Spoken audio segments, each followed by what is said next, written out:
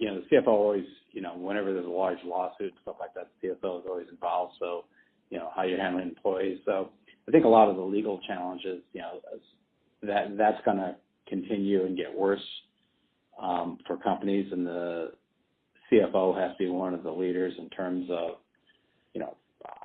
how do you get out and control behavior and make sure people are properly trained and everybody understands that, certain behavior won't be tolerated and those kinds of things. So that's sure. I think that's going to continue. Right. I think the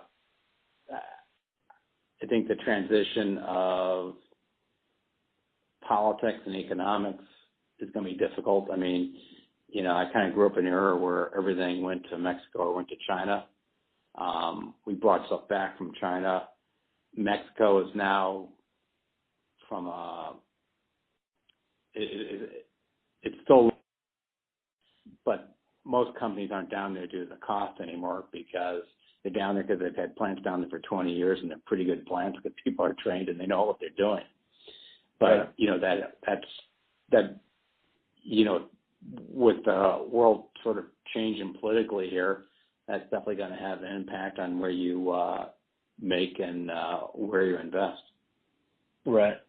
We've got 3 minutes left, and I've got 2 additional questions, so they'll be pretty quick. When looking for external technology partners, what are your top factors that go into selecting a partner that will help your business to transform?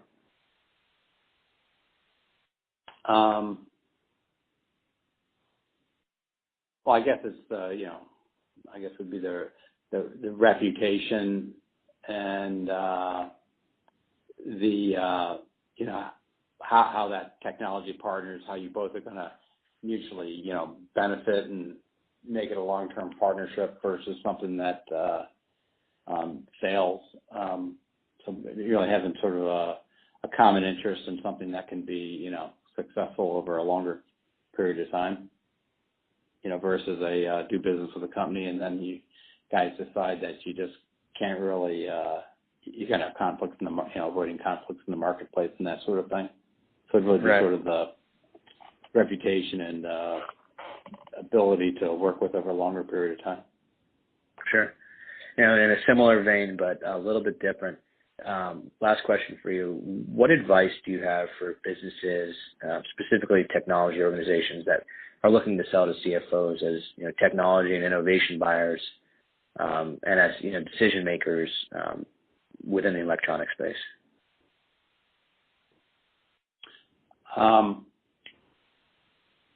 I guess, and I'm like everybody else, and I still get them.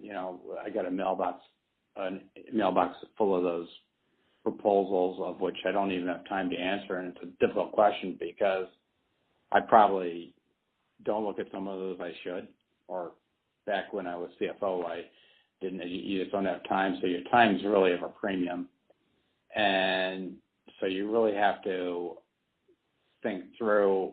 I just don't think sending people emails and calling people, cold calling does it for the CFO, because I think those are largely getting ignored. You need another way of doing it. Probably, presentations at conventions, articles, those kinds of things are probably better ways of getting noticed. But right. I think that's a tough thing. I just don't think it's a good answer, and I think there's a lot of people trying a lot of different things. But just slamming more emails to 1 million people, that seems to be not a great way to go. Right. But the bigger picture, aside from how they contacted you and try to communicate or make a proposal to you, is there a certain way, something that you want to see from that technology vendor? Like references, is there, something along those lines that, just to get in the door to talk for a discussion, you got to see these things and, to see that they're a reliable vendor? I think they have to address the need that the technology is solving. I'm not interested in technology just for technologies. You really just have to be talking about, if you are trying to automate something, like most companies still, I think 60% of manufacturing out